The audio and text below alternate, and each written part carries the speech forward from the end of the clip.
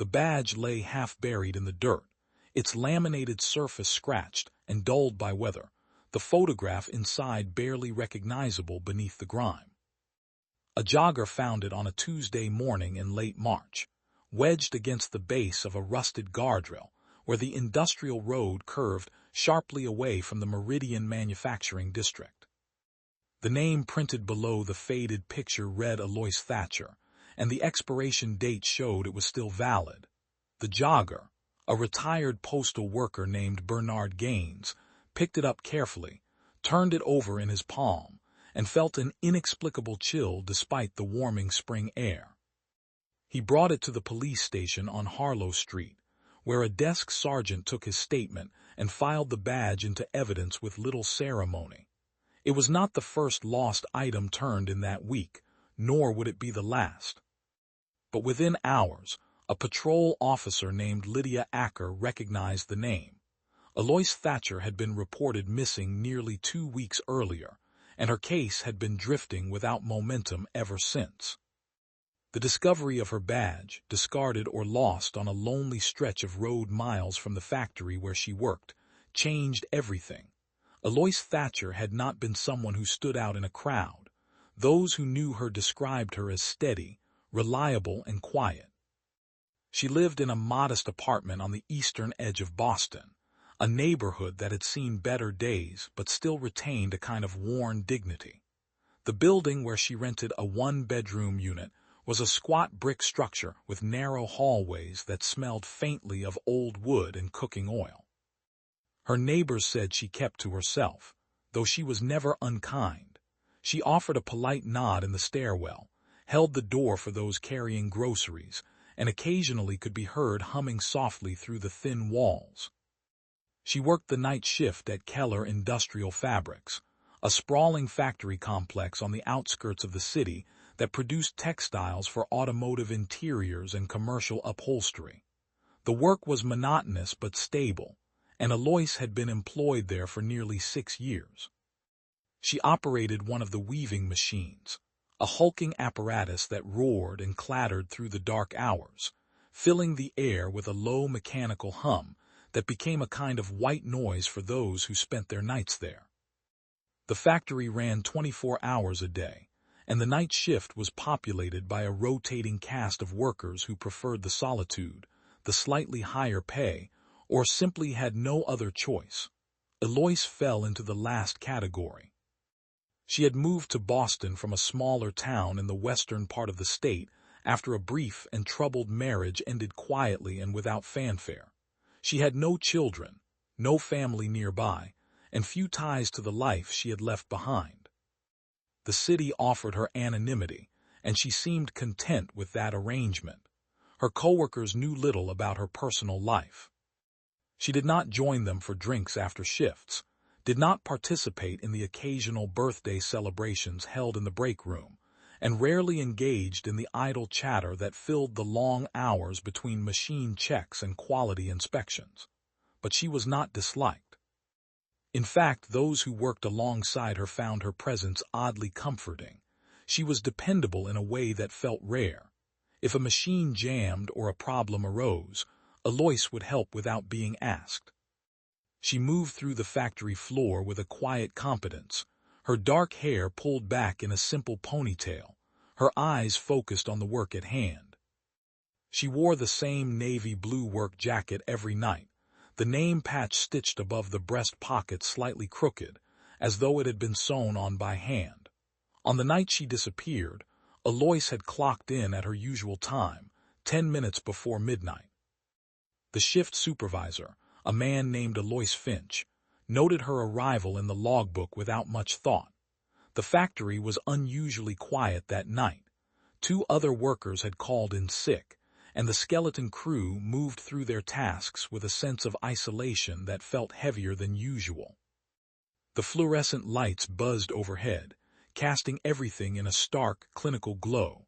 Outside, a light rain had begun to fall, tapping against the high windows that lined the upper walls of the facility. Alois took her place at her station, checked the thread tension on her machine, and began the familiar rhythm of her work. The night passed without incident for the first few hours. Gerard Finch made his rounds, clipboard in hand, pausing briefly to exchange a few words with the workers scattered across the floor. He spoke to Alois around 2 in the morning. She had been adjusting a bobbin, her hands moving with practiced efficiency. He asked if everything was running smoothly. She nodded and said it was. That was the last conversation anyone remembered having with her. At 6 in the morning, when the day shift began to trickle in and the night crew prepared to leave, Gerard Finch noticed that Alois had not clocked out. Her machine was still running, the fabric rolling steadily through the loom, but her station was empty. Her jacket was gone, and so was her badge. Finch assumed she had left early, perhaps feeling unwell, though it was unlike her not to inform anyone. He made a note in the logbook and thought nothing more of it until the following day, when Alois did not show up for her next scheduled shift. Calls to her apartment went unanswered. Her landlord, a gruff man named Milton Hargrave, agreed to check her unit after the factory contacted him. He found the door locked, the lights off, and no sign of disturbance inside. The bed was made, the dishes washed and stacked neatly in the drainer beside the sink. A half-read paperback novel lay face down on the small table near the window, a bookmark tucked inside. There was no indication that Alois had planned to leave, nor any sign that she had been forced out. Her car, an aging sedan with a dented rear bumper, was still parked in the narrow lot behind the building. Her family, distant as they were, was eventually contacted. A younger sister named Colleen, who lived several hours away, drove into the city and filed a missing person report. She sat in the police station with red-rimmed eyes and trembling hands, describing a woman she admitted she barely knew anymore. They had spoken only a handful of times in recent years, brief and stilted phone calls on holidays, each conversation reinforcing the distance that had grown between them. Colleen could offer little insight into where her sister might have gone or who might have wanted to harm her. She did, however, bring a photograph, a faded image of Alois from years earlier, smiling faintly in a way that seemed almost foreign to those who had known her in the city. The investigation began slowly. Detectives canvassed the factory, interviewed coworkers, and retraced Alois's final known movements. Most workers had little to offer. She had seemed normal that night, focused and quiet as always. No one had seen her leave. No one had heard anything unusual. The factory, with its maze of corridors, storage rooms, and loading docks, offered countless places to slip away unnoticed, but also countless places where something could go wrong. One name surfaced repeatedly during the interviews: Clayton Merritt. He had worked the night shift alongside Alois for nearly 4 years. He was a few years older, a man with a lean frame and nervous energy, always seeming to move a little too quickly, talk a little too much. He operated a machine 2 stations down from hers, and while he was not close to Alois, he often made a point of speaking to her during breaks. His coworkers described him as harmless but odd, the kind of person who laughed too loud at his own jokes and lingered a moment too long in conversations. Detectives brought Clayton in for questioning. He sat across from them in a windowless interview room, his hands clasped tightly together on the table, his leg bouncing with restless energy. He insisted he knew nothing about Alois's disappearance. He said he had been at his station all night, that he had seen her working but had not spoken to her. When pressed, he admitted he had taken a break around 4 in the morning, stepping outside to smoke a cigarette near the loading dock. He said he was alone. He said he saw nothing unusual. The detectives let him go. There was no evidence to hold him, no concrete reason to suspect him beyond the vague discomfort he seemed to inspire. But his name remained in the file, circled in the margins of interview notes, a thread left dangling. Days turned into weeks. The case grew colder. Search parties combed the wooded areas surrounding the factory. Volunteers walked the roadsides, and flyers bearing Alois's photograph were posted throughout the city. Her face stared out from telephone poles and storefront windows, her expression neutral, her eyes unreadable. Tips came in sporadically, most leading nowhere. A woman matching her description had been seen at a bus station 2 towns over, but security footage proved it was someone else. A coworker recalled a man asking questions about Alois a few weeks before her disappearance, but the description was too vague to pursue. The discovery of her badge, more than 2 weeks after she vanished, reignited the investigation.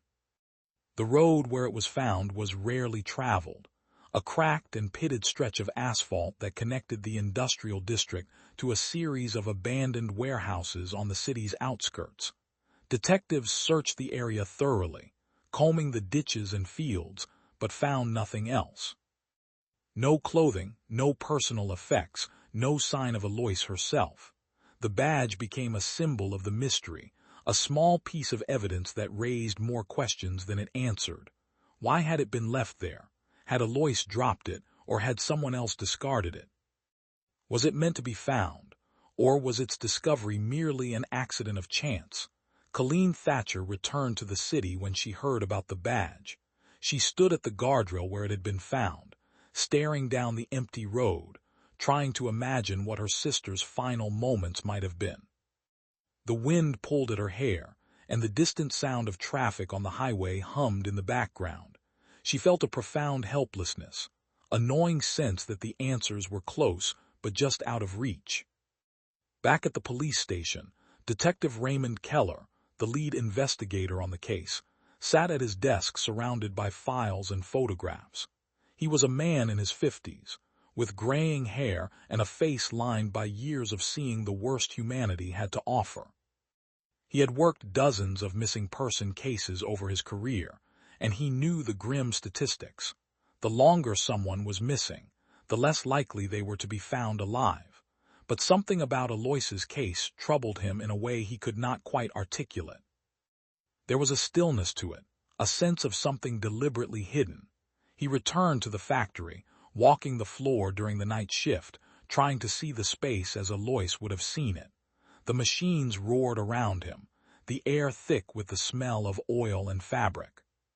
He spoke again to Gerard Finch, who seemed increasingly uneasy as the investigation dragged on.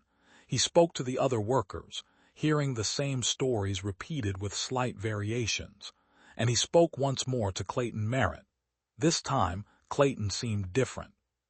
His nervousness had deepened, his hands shaking as he lit a cigarette outside the loading dock. Keller stood beside him in the cool night air, saying nothing at first, just letting the silence stretch. Finally, Clayton spoke. He said he had been thinking about Alois a lot. He said he felt bad about what happened, even though he did not know what had happened. He said he wished he had been a better friend to her, though Keller suspected they had never truly been friends at all. And then, almost as an afterthought, Clayton mentioned something he had not said before. He said he had seen a car parked near the loading dock that night, around the time he had gone out for his break. It was not a car he recognized, a dark sedan with out-of-state plates. He had not thought much of it at the time, assuming it belonged to a delivery driver or someone visiting the office. But now, looking back, it seemed strange. The car had been idling, its headlights off, and when Clayton had finished his cigarette and turned to go back inside, the car was gone. Keller pressed him for details, but Clayton could offer little more. He did not remember the make or model, could not recall the specific state on the plates, and had no explanation for why he had failed to mention it earlier. He said it had seemed unimportant at the time, just another detail in a long and unremarkable night. But to Keller, it was a crack in the wall of silence that had surrounded the case. It was a new direction, however faint, and he pursued it with renewed focus. He requested traffic camera footage from the roads surrounding the factory, contacted neighboring businesses to see if anyone else had noticed the vehicle, and began to piece together a timeline that might explain how Alois had left the factory unnoticed. The investigation was far from over, but the discovery of the badge and Clayton's belated admission had shifted the landscape. Somewhere in the tangle of facts and half-truths, Alois Thatcher's story waited to be uncovered. And Raymond Keller was determined to find it, no matter how long it took or how deeply buried the truth might be. The traffic camera footage arrived 3 days later, delivered in a stack of grainy digital files that Detective Raymond Keller reviewed frame by frame in the dim light of his office. Most of it showed exactly what he expected. Delivery trucks rumbling past in the early morning hours, the occasional employee vehicle turning into the factory lot, headlights cutting through the darkness before disappearing behind the chain-link fence. But there, buried in the timestamp that corresponded roughly with Clayton Merritt's cigarette break, was the sedan. It appeared for only a few seconds, moving slowly past the camera's limited field of view. The image quality was poor, the license plate unreadable, but Keller could make out enough to confirm Clayton's description. Dark paint, possibly black or navy blue, 4 doors, an older model with rounded edges that suggested it was at least a decade old. The headlights were indeed off, just as Clayton had said, and the vehicle seemed to slow as it approached the factory's side entrance before accelerating again and vanishing into the grainy darkness. Keller ran the footage through enhancement software, hoping to pull something useful from the pixelated blur, but the technology had its limits. The best the lab could offer was a vague estimation of the vehicle's make, possibly a late-model sedan from a handful of manufacturers, and a confirmation that the plates were not from Massachusetts. Beyond that, the car remained a ghost, a shadow that had drifted through the night and left nothing behind but questions. He contacted neighboring businesses, but the industrial district was largely deserted at that hour. A warehouse night manager 2 blocks away remembered seeing an unfamiliar car parked near the access road around that time, but could offer no additional details. A security guard at a distribution center, half a mile down the road, had noticed nothing unusual. The few residents who lived in the scattered houses on the district's periphery had been asleep. The investigation expanded, but with each new lead came a corresponding dead end. Detectives canvassed used car dealerships, checked registration records for similar vehicles, and interviewed anyone who might have had reason to be near the factory that night. They found nothing that pointed conclusively in any direction. The sedan became another piece of the puzzle, tantalizing in its potential but ultimately unhelpful without more concrete information. Colleen Thatcher remained in Boston for 2 weeks following the discovery of her sister's badge, staying in a budget motel near the police station and visiting the department daily for updates. She walked the streets where Alois had lived, sat in the diner where her sister occasionally ate breakfast after her shifts, and tried to understand the life her sister had built in this city. It was a life that seemed impossibly small from the outside, defined by routine and solitude, yet Colleen could not shake the feeling that there was something she was missing, some hidden depth to Alois that she had never taken the time to discover. She met with Detective Keller frequently during those weeks. They sat across from each other in the station's small conference room, drinking bitter coffee from foam cups while Keller walked her through every detail of the investigation. He was patient with her, answering her questions even when the answers were unsatisfying, and she found herself trusting him in a way she had not expected to trust anyone involved in the case. He seemed genuinely invested in finding Alois, not just as another case file to be closed, but as a person who deserved to be found. But as the weeks stretched on and the leads dried up, Colleen felt the weight of reality settling over her. The chances of finding Alois alive were diminishing with each passing day, and even Keller's careful optimism could not disguise that truth. She returned home eventually, back to her own life and her own responsibilities, but she called the detective every few days, asking for updates that rarely came.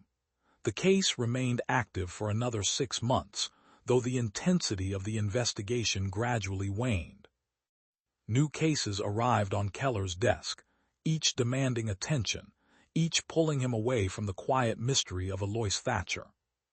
He did not forget her, but the practical realities of police work meant that resources could not be indefinitely devoted to a case that had produced so little forward momentum. The file remained open, but it began to gather dust. At the factory, life continued much as it had before. Gerard Finch still made his nightly rounds, clipboard in hand, though he seemed quieter now, more withdrawn. The machine that had once been Alois's station was reassigned to a new worker, a young man fresh from technical school who knew nothing of the woman who had worked there before him. The night shift crew cycled through its usual turnover, familiar faces departing and new ones arriving, until only a handful of workers remained who remembered Alois at all. Clayton Merritt left the factory 4 months after Alois disappeared. He gave no notice, simply failed to show up for his shift one night and never returned. Attempts to contact him proved futile. His apartment had been vacated, his phone disconnected, and none of his former coworkers knew where he had gone. Keller tried to track him down, concerned that his sudden departure might indicate guilt or knowledge he had not shared, but Clayton seemed to have vanished as completely as Alois herself. Eventually, even that thread went cold. The years that followed were marked by the slow erosion of hope. Colleen continued to call Detective Keller periodically, though the conversations grew shorter and more strained. There was nothing new to report, no sudden breakthroughs, no anonymous tips that led anywhere meaningful. She attended support groups for families of missing persons, sitting in church basements and community centers with others who understood the particular agony of not knowing. She learned to live with the absence, though it never became easier. Keller retired from the police department after 32 years of service.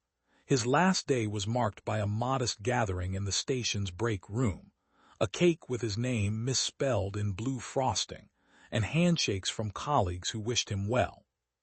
He cleaned out his desk methodically, packing away files and photographs, commendations and case notes, but he could not bring himself to leave the Alois Thatcher file behind. He made copies of everything, tucking them into a cardboard box that he carried home and stored in the spare bedroom that served as his office. He told himself it was just another cold case, one of dozens that had haunted him over the years, but he knew it was more than that. Alois's disappearance had burrowed into him in a way that few cases had, perhaps because it was one of the last he would work, or perhaps because he had never been able to reconcile the ordinariness of her life with the mystery of her vanishing. In retirement, he found himself returning to the file again and again, spreading the documents across his desk and searching for patterns he might have missed. The city changed around the case like water flowing around a stone. The Meridian Manufacturing District saw new development, old warehouses converted into loft apartments and trendy restaurants. The factory where Alois had worked closed its doors after the company declared bankruptcy, the building standing empty for years before being purchased by a developer with plans for mixed-use retail space. The road where her badge had been found was eventually repaved, the old guardrail replaced with modern barriers, erasing the physical landmark where the only piece of evidence had surfaced. Colleen aged, her hair graying at the temples, lines deepening around her eyes. She married, had 2 children, and built a life that was full and mostly happy, though a part of her remained forever suspended in that police station, waiting for news that never came. She kept a photograph of Alois on her mantle, the same faded image she had brought to the police all those years ago, and her children grew up knowing they had an aunt they would never meet. Detective Raymond Keller aged as well, his retirement filled with quiet routines and the occasional consulting work for the department. He took up woodworking, spent time with his grandchildren, and tried to convince himself that he had earned his rest. But the Alois Thatcher case remained an itch he could not scratch, a question that refused to be ignored. The break came on an unseasonably warm afternoon in late October, nearly 11 years after Alois disappeared. A construction crew was excavating the foundation for a new building on the site of the old factory, their heavy machinery tearing through layers of concrete and earth. The foreman, a burly man named Thomas Drucker, was overseeing the operation when one of the excavator operators signaled for him to stop. Something had caught in the machinery's teeth, something that did not belong. Drucker approached cautiously, peering into the trench that had been carved into the ground. At first he thought it was debris, fragments of old construction material or discarded trash, but as he looked closer his stomach tightened. Partially exposed in the dirt was a section of blue fabric, weathered and stained but unmistakably cloth, and beneath it, the pale curve of what could only be bone. The construction site was shut down immediately. Police tape went up, and officers cordoned off the area while forensic teams carefully excavated the site. What they found confirmed the foreman's grim suspicion: human remains, buried in a shallow grave beneath what had once been a service corridor adjacent to the factory's loading dock. The body had been there for years, hidden beneath layers of concrete that had been poured over it, likely during a renovation project that had taken place not long after Alois's disappearance. The remains were transported to the medical examiner's office, where a forensic anthropologist began the painstaking process of examination. Dental records were requested, and within 48 hours the identification was confirmed. The remains belonged to Alois Thatcher. Raymond Keller received the call at home, his phone ringing just as he was sitting down to dinner. He listened in silence as the detective on the other end, a younger officer named Lisa Park who had taken over the cold case unit, explained what had been found. When the call ended, he sat for a long moment staring at nothing, feeling a strange mixture of relief and sorrow wash over him. After more than a decade, Alois had been found, but the answers he had hoped for felt hollow now, tinged with the knowledge of how much time had been lost. Colleen received the news the following morning. She sat in her kitchen, the phone pressed to her ear, and felt her legs go weak. Her husband took the phone from her hand and finished the conversation while she sat in stunned silence, tears streaming down her face. It was not the closure she had imagined. There was no sense of peace, no sudden clarity, only the brutal confirmation that her sister was gone, had been gone all along, hidden beneath the very place she had spent her final night.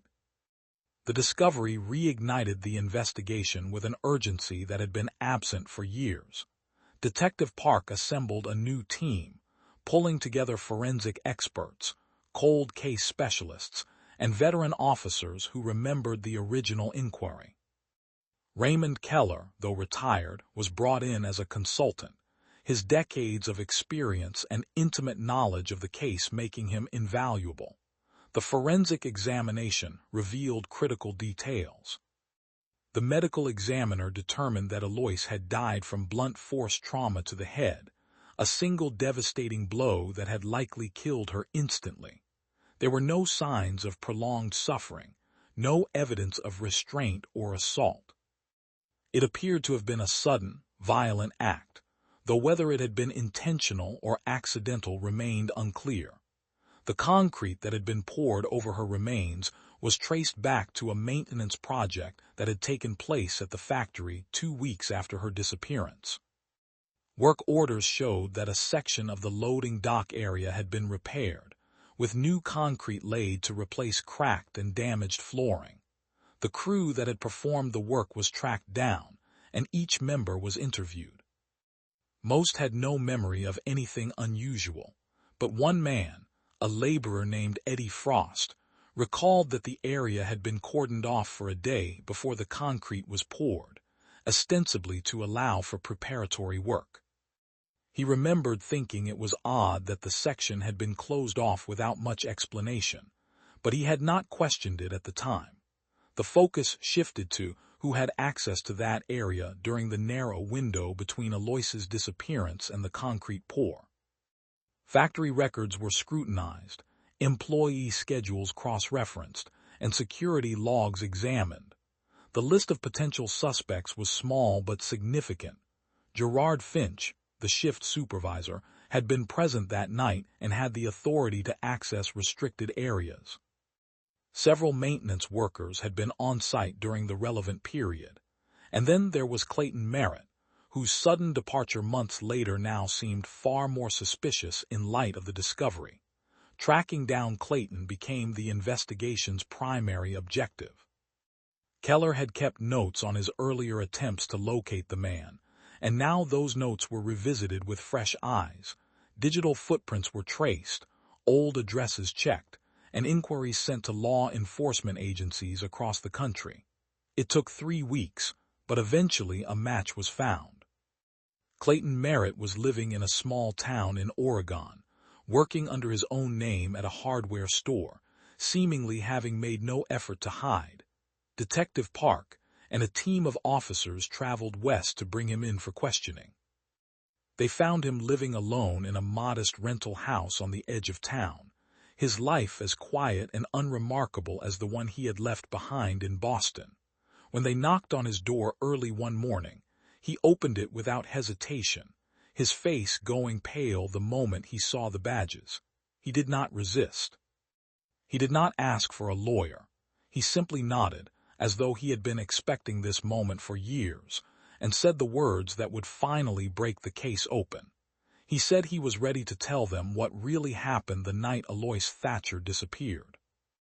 They sat him in the same windowless interview room where he had been questioned more than a decade earlier, the walls still painted the same institutional beige, the table still scarred with the same small scratches and coffee rings. Clayton Merritt looked older now, his hair thinned and graying at the temples, his face lined with years of carrying a weight no one else could see.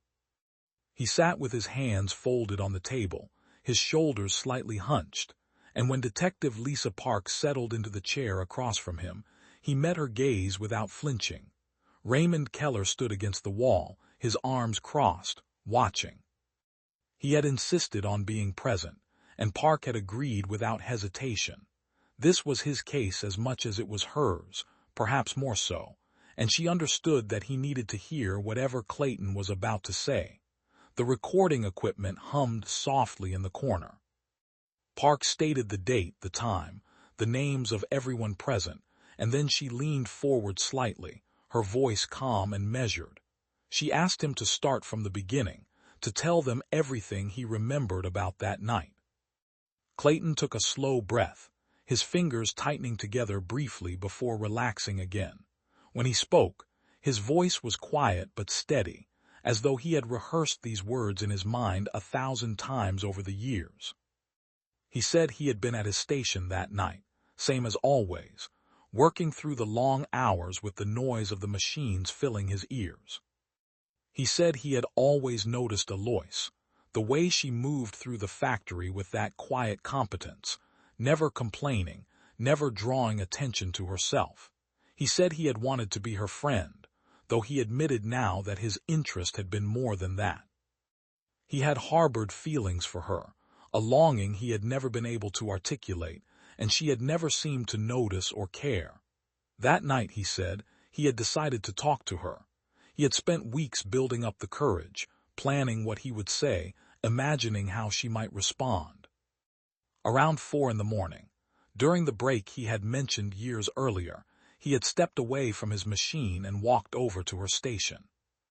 She had been adjusting something on the loom, her hands moving with that same practiced efficiency, and when he approached, she looked up with mild surprise. He had tried to start a conversation, something casual and unremarkable, but the words came out wrong. He could not remember exactly what he said, only that it sounded awkward and forced, and Alois had responded with polite disinterest, the kind of gentle deflection she always employed when someone tried to push past the boundaries she maintained. He had pressed further, emboldened by desperation, asking if she would like to have coffee sometime, or maybe dinner after their shift ended. She had said no. Kindly, he insisted, but firmly. She had told him she appreciated the offer, but she was not interested. She had turned back to her work, clearly hoping the conversation was over, and Clayton had stood there feeling the weight of rejection settle over him like a physical thing. He should have walked away then. He knew that now, had known it even in the moment, but something had snapped inside him. He said it was not anger, not exactly, but a kind of humiliation so sharp it felt unbearable. He had reached out and touched her shoulder, not hard, just trying to get her attention again, trying to make her understand how much this meant to him. She had pulled away, her expression shifting from polite disinterest to something closer to discomfort, and she had told him to leave her alone. He said he remembered the feeling of his chest tightening, the factory suddenly feeling too small and too loud. He had stepped back, but something inside him refused to let it go. He followed her when she moved away from her station, heading toward the back corridor that led to the loading dock area. He called after her, his voice rising above the noise of the machines, and she had turned to face him, her eyes flashing with a rare show of emotion. She had told him to stop, to leave her alone, that she was not interested and never would be. Her words were sharp, cutting through the fog of his desperation, and he said it felt like something inside him shattered. He reached for her again, not thinking, just reacting, and she had pushed him away. In the struggle, she had stumbled backward, her foot catching on something, a loose pallet or a piece of equipment, he could not remember which. She fell hard, her head striking the concrete edge of a support beam with a sickening sound that cut through everything else. Clayton stopped talking then, his hands trembling on the table. Park did not interrupt. She waited, letting the silence stretch, giving him the space to continue. When he spoke again, his voice was barely above a whisper. He said he had knelt beside her, calling her name, but she did not respond. Her eyes were open but unfocused, and there was blood pooling beneath her head, dark against the concrete. He said he panicked, his mind racing, his hands shaking as he tried to figure out what to do.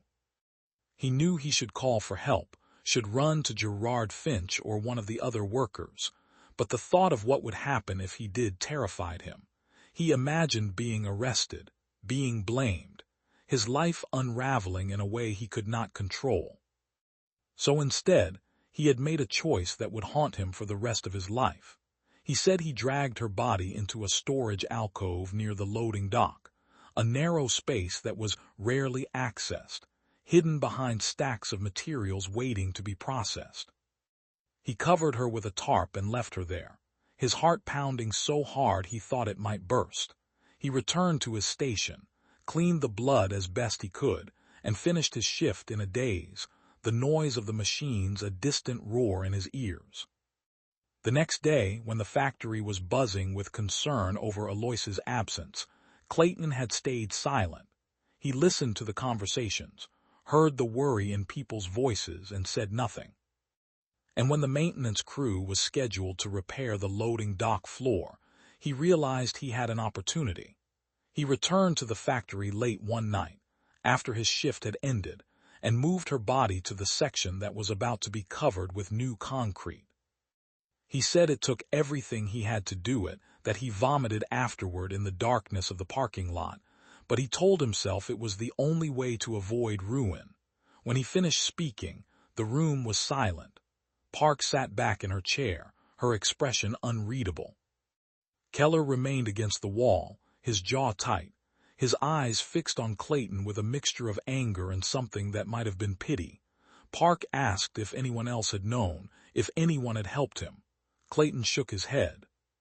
He said he had carried it alone, that the guilt had consumed him every day since, that leaving Boston had been his attempt to escape the weight of what he had done, though it had followed him regardless. She asked why he had not come forward sooner. Clayton looked down at his hands, his voice breaking slightly as he said he had been a coward. He said he had convinced himself that too much time had passed, that confessing would accomplish nothing except his own imprisonment, and that part of him had hoped Alois would never be found, that the secret would die with him. But when the detectives appeared at his door, He said he felt something close to relief. He said he was tired of running, tired of the nightmares, tired of pretending he was anything other than the man who had taken Alois's life, however accidentally, and then hidden his crime beneath concrete and silence. The legal proceedings that followed were both swift and agonizing. Clayton Merritt was charged with involuntary manslaughter and improper disposal of human remains. His confession, recorded and corroborated by forensic evidence, left little room for doubt. His attorney attempted to frame the death as a tragic accident, a moment of panic that spiraled out of control, and in some ways that was true. But the act of concealing Alois's body, of allowing her family to suffer in uncertainty for more than a decade, weighed heavily in the eyes of the law. The trial was held in a courtroom that felt too bright and too public after years of shadows and silence. Colleen attended every day, sitting in the front row with her husband beside her, her hands clasped tightly in her lap. She listened as Clayton recounted his story again, this time for a jury of strangers, and she felt a complicated tangle of emotions she could not fully untangle. There was anger, certainly, a deep and abiding fury at the man who had taken her sister and hidden her away as though she were something disposable. But there was also a strange, unwelcome sadness for him, for the smallness of his life and the choices that had led him to this moment. Raymond Keller testified as well, walking the jury through the investigation, the dead ends, the years of searching. He spoke about Alois as a person, not just a victim, describing the quiet dignity with which she had lived and the senselessness of her loss. When he stepped down from the witness stand, he felt exhausted in a way that had nothing to do with physical fatigue. The jury deliberated for 2 days before returning a verdict, guilty on both counts. The judge sentenced Clayton to 15 years in prison, a term that felt simultaneously too lenient and too harsh, depending on who was asked. For Colleen, no sentence would ever be enough. For Clayton, it was both a punishment and a kind of release, the final acknowledgement of the burden he had carried for so long. After the trial, Colleen stood outside the courthouse, the autumn air cool against her face, and spoke briefly to the reporters who had gathered. She thanked the detectives, the forensic teams, everyone who had worked to bring her sister home. She said that Alois had been more than the circumstances of her death, that she had been a person with hopes and fears, someone who deserved to be remembered not for how she died but for how she lived. Her voice wavered as she spoke, but she did not cry. She had cried enough over the years. Now, she said, it was time to lay her sister to rest. Alois was buried on a gray November morning in a small cemetery outside the town where she and Colleen had grown up. The service was modest, attended by a handful of people who had known her in life and a few who had come to know her only through her absence. Colleen stood at the graveside, holding a framed photograph of her sister, the same image that had been circulated on flyers and news broadcasts for years. She placed it gently beside the casket before it was lowered into the ground, and as the first shovelfuls of earth fell, she felt something inside her begin to shift. It was not closure, not in the way people often spoke of it. The wound was still there, the loss still real. But there was a sense of finality now, a line drawn between what had been and what could be. Alois was home, in a place where she would not be forgotten, and that mattered in ways Colleen was only beginning to understand. Raymond Keller attended the service, standing at a respectful distance, his hands clasped in front of him. When it was over, Colleen approached him, and they stood together in the cold, saying nothing at first. Finally, she thanked him, her voice soft but sincere. She told him that his refusal to give up, even when the case had gone cold, had meant more than he could know. Keller nodded, his throat tight, and said he wished he could have done more, could have found her sooner. Colleen shook her head and told him he had done enough.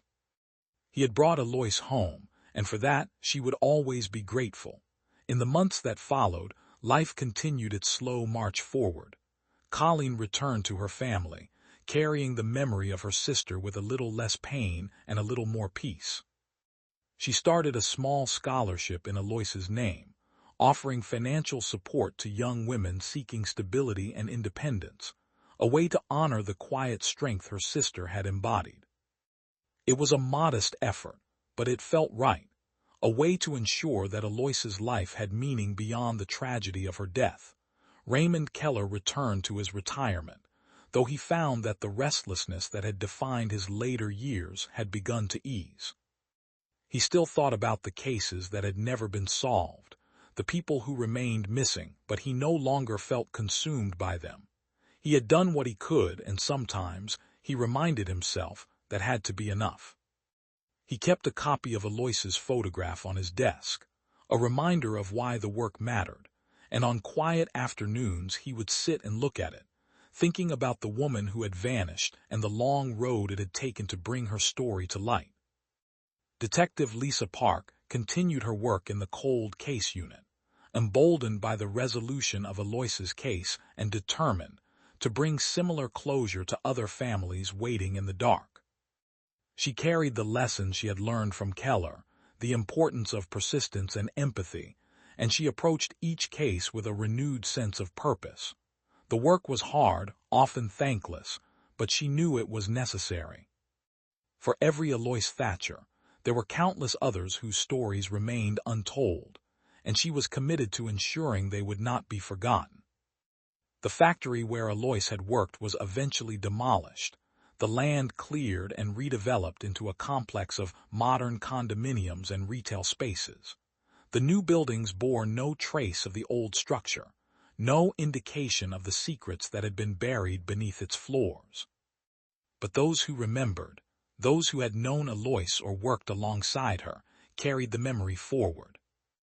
They spoke of her occasionally, in quiet moments, sharing stories of the woman who had been steady and kind, who had worked through the long nights without complaint, and whose life had ended in a moment of senseless tragedy. The story of Alois Thatcher became a cautionary tale in some circles, a reminder of how easily a life could be lost and hidden, how fragile the line between presence and absence truly was. But for those who had loved her, it was more than that.